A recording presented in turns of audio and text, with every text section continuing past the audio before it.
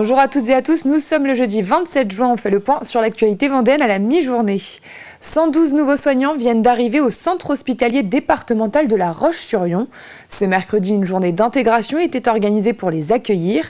Bientôt diplômés, leur recrutement répond à la hausse de l'activité en période estivale, mais leurs postes sont amenés à être pérennisés. En effet, le CHD accroît son activité chaque année et développe différents projets qui nécessitent plus de personnel soignant. On accueille 112 soignants, essentiellement des infirmiers, mais il y a aussi des aides-soignants, il y a des manipulateurs en électroradiologie. Alors, notre volonté, c'est bien sûr de faire face à l'augmentation de population. Bien sûr, il y a beaucoup de touristes en Vendée l'été, donc on a la capacité cette année notamment d'ouvrir l'équivalent de 44 lits sur 9 semaines. Par rapport à l'année dernière, c'est encore plus. Et puis, c'est pas seulement pour répondre à ce besoin, on a aussi des projets d'accroissement de notre activité. Et donc, ces professionnels-là vont rester, on va les pérenniser sur d'autres postes. On a ouvert à Montaigu une unité SMR nutrition dernièrement. On a aussi le projet d'augmenter des lits de court séjour gériatrique. Enfin, il y a énormément de projets en lien avec les besoins populationnels. Connaissez-vous le radon ? C'est un gaz invisible radioactif qui se développe davantage dans les sous-sols granitiques et volcaniques. Il est reconnu cancérigène pulmonaire depuis 1987. Les foyers les plus exposés sont situés dans le nord-ouest de la France. Et à la Garnache, plusieurs habitants ont fait analyser pendant 2 mois l'état de l'air de leur maison pour détecter le radon. Mathis Pires a assisté à la restitution des résultats. Reportage. Un gaz invisible et mortel qui pourrait bien s'introduire dans votre maison. Pendant 2 mois, ils ont analysé l'état de l'air de leur logement. En fait, on ne sait pas trop. Donc je me suis dit, bon, pourquoi pas le faire ? Après tout, ça va nous rassurer déjà. J'ai participé parce que en fait, je viens d'acquérir une maison l'année dernière sur Bois de Séné et il y a quelques affleurements de roches, donc j'étais un petit peu inquiet. Mais alors, qu'est-ce que du radon ? C'est une particule radioactive présente en faible quantité sous votre habitation. Aux alentours de la Garnache, rien à signaler, sauf pour cet habitant. On est uniquement sur du granit. Donc on sait que c'est le granit ou toute la Bretagne, le centre de la France qui sont concernés par le gaz radioactif. Donc on suppose que c'est pour ça. On a fait certains travaux où on a éclaté de la roche, peut-être que ça a dégagé une concentration de radon. Ça ne nous a pas inquiété quand on a eu les résultats, ça nous a un peu plus inquiété quand on a entendu que tout le monde avait 24 ou 25. Donc 24 ou 25 et presque 500, c'est pas la même chose. Presque 500 becquerels, bien en dessous de la limite fixée à 1000.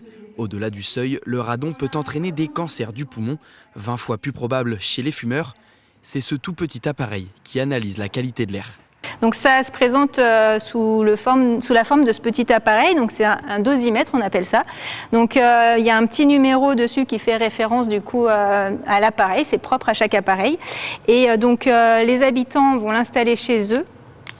Ils auront juste à l'ouvrir comme ça et à le laisser pendant 2 mois dans leur habitation. Et la mesure va se faire par ce petit film. Pour une qualité de l'air optimale, l'ARS préconise d'aérer votre habitation 15 minutes le matin et le soir. La ville de Fontenay-le-Comte a inauguré le jardin Michel Ragon ce mardi. Il se situe près de la rivière la Vendée, au pied de la passerelle Chevolot. Michel Ragon, décédé en 2020, était un écrivain, critique d'art, critique littéraire et historien de l'architecture française. Né le 24 juin 1924 à Marseille, il a passé toute son enfance à Fontenay-le-Comte. Il a notamment écrit L'accent de ma mère ou Les mouchoirs rouges de Cholet. Une partie de son œuvre revient sur son enfance passée à Fontenay-le-Comte et c'est tout naturellement que la commune a décidé de lui rendre hommage.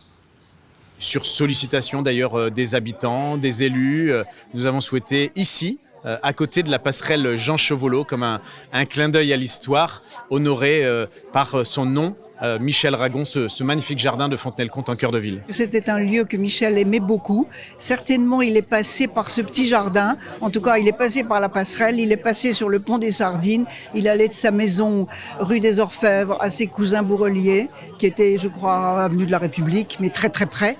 Et Michel aimait beaucoup cette belle ville de Fontenay-le-Comte, cette ville avec ses beaux immeubles, ses beaux bâtiments, et surtout ces très beaux penseurs du XVIe siècle. Aujourd'hui, Saint-Gilles-Croix-de-Vie accueille les Masters de pétanque 2024. C'est une compétition internationale qui rassemble les meilleurs de la discipline. Le tournoi a lieu dans 4 villes françaises et la première est vendéenne. Sur chaque étape, 7 équipes mondiales de la tournée estivale s'affrontent avec à leur côté une équipe locale. Hier, Mathis Pires a assisté à la sélection vendéenne. Vous avez peut-être face à vous les futurs champions du monde de pétanque. Tu tires ou tu pointes, en tout cas ici, on ne plaisante pas avec les boules. En ligne de mire, le ticket d'or pour affronter les meilleurs joueurs du monde. Nous évidemment, l'objectif c'est de jouer demain, pour rencontrer tous ces gars qui sont des gens extraordinaires, des gens, des phénomènes de la pétanque comme on peut dire, quoi. Ce sont des extraterrestres de la pétanque, donc pour nous c'est une fierté, on n'a pas souvent l'occasion de jouer contre eux, donc là voilà, ça serait le top, oui bien sûr. Qui de Saint-Gilles-Croix-de-Vie, les Sables d'Olonne ou encore Mouilleron-Saint-Germain affrontera Dylan Rocher, septuple champion du monde de pétanque, un monument. Cette équipe compte bien prendre sa revanche et le rencontrer. En sachant qu'on a perdu en finale la dernière, on aimerait bien quand même essayer de l'accrocher cette année, quoi. Faut jouer ses boules, après l'expérience ça veut rien dire. Après nous la jeunesse on joue en détente et puis on fait ce qu'on peut, quoi. Le Masters, un tournoi international tant sur le terrain qu'en tribune. Ce couple d'Anglais est venu spécialement pour ça. Nous sommes là pour voir la pétanque, seulement pour ça. On reste pendant les 2 jours et ensuite on retourne à la maison.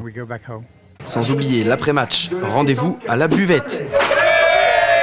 Ici, chacun a son favori. Qui sont les grands favoris? Mouilleron-Saint-Germain. L'équipe de Saint-Gilles, forcément. Et derrière le comptoir, tout le monde s'organise. Il n'y a plus trop de monde, si on fait trop d'avance ça sera chaude, donc j'en ai tiré 3, ça ira. Nous on est là, on a une équipe là, tous là, et on est la buvette numéro 3, donc on est là. Après il y a une buvette là-bas numéro 2 et la buvette numéro 1 là-bas. Là tout le monde va venir, ça dure pas très longtemps, une demi-heure, 3/4 d'heure, c'est le coup de feu on appelle ça. Un tournoi en extérieur, plein soleil, sur le port de Plaisance. Tout y est pour des rencontres au sommet.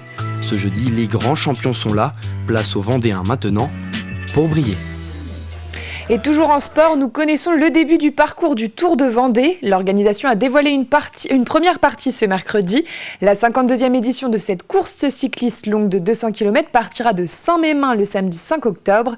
Il passera par les Châteliers Châteaumur, Saint-Michel-Montmercure, Le Boupère, Montournai et Réaumur. Rendez-vous en septembre pour connaître la suite du parcours. C'est la fin de cette édition, merci de l'avoir suivi. On se retrouve à 18h pour une édition complète. D'ici là, passez une excellente journée sur TV Vendée.